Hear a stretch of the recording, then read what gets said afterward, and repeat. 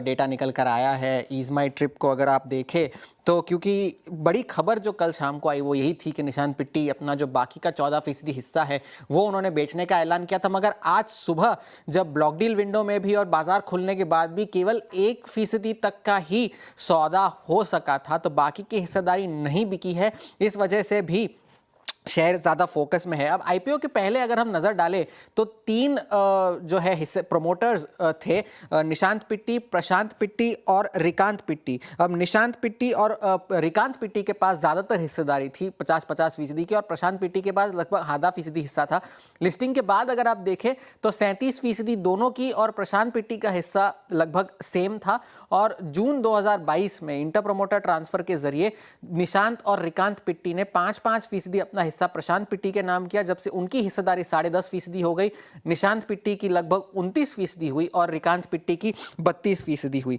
अब जो निशांत पिट्टी का जो 28% हिस्सा था वो दिसंबर 2023 तक लॉक्ड इन था। वो लॉक इन पीरियड इस साल जाकर खत्म हुआ है, और उसके बाद उन्होंने अपना जो है पहला जो 14% का हिस्सा है वो सितंबर में बेचा, और उसके जरिए उन्होंने 920 करोड़ रुपए जुटाए उस हिस्सा बिक्री के जरिए।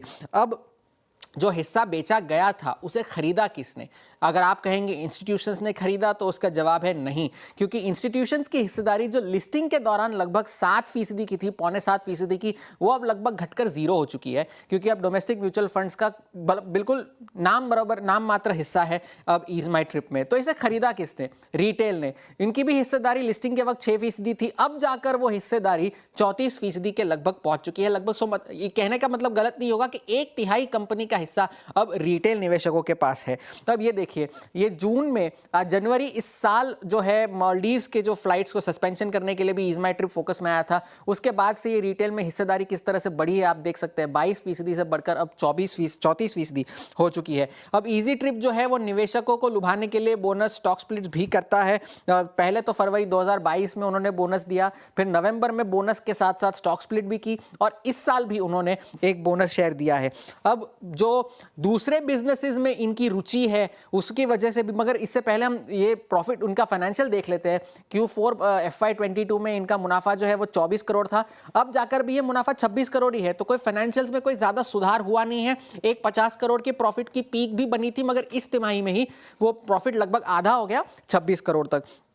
अब इनके जो दूसरे बिजनेसेस है जिनमें इनकी रुचि है, कोर बिजनेस को छोड़कर, वो जो सुर्खियों में थे, पहले तो उन्होंने स्पाइसजेट के प्रमोटर अजय सिंह के साथ मिलकर गो फर्स्ट के लिए बोली लगाई थी। 1600 करोड़ की उन्होंने बोली सबमिट की थी जो इंसॉल्वेंसी में था गो फर्स्ट, मगर मई के महीने में निशांत पिट्टी ने वो बिड वापस ले ली अपने निजी तरीके से, क्योंकि उन्होंने कहा कि मैं अपनी कंपनी के लॉन्ग टर्म विजन जो है उस पर ज्यादा ध्यान देना चाहता हूं। इस वजह से ये बिड जो है वो उन्होंने वापस ले ली। अब और एक अनाउंसमेंट और भी हुई थी सितंबर के महीने में, जब कंपनी ने ईवी मैन्युफैक्चरिंग में उतरने की बात की थी।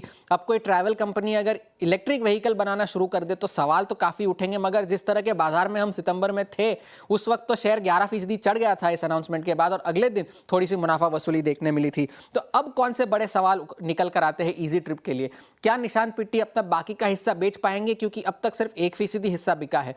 अगर वो बाकी का हिस्सा बिक गया तो क्या बाकी के प्रमोटर्स भी अपना हिस्सा बेचेंगे या नहीं, ये दूसरा बड़ा सवाल है। और क्या रिटेल निवेशक जो बोनस, स्टॉक स्प्लिट, और मान लीजिए इजी ट्रिप का भाव अभी सिर्फ 16 रुपए है, तो क्या ये सिर्फ भाव देखकर अभी भी ये शेयर खरीदते रहेंगे? और आखिरी में नजर होगी कंपनी के दिसंबर शेयर होल्डिंग पैटर्न में, क्योंकि क्या नतीजा निकल कर आता